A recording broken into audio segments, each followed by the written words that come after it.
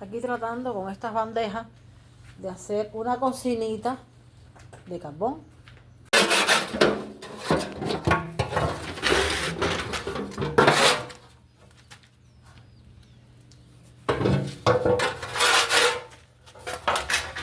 Aquí estamos tratando de encender el carbón.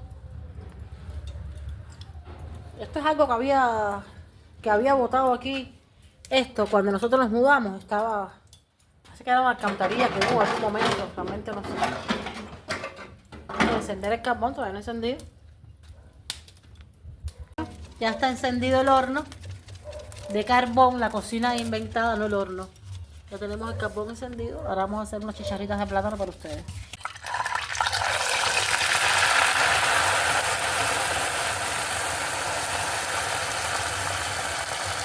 Como les estaba comentando, es que tener algún aditamento de esto en cocina para que no se nos...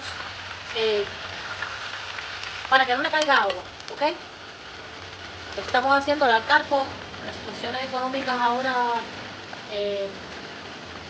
vamos a decir económicas, políticas y demás que tenemos, que no tenemos gas.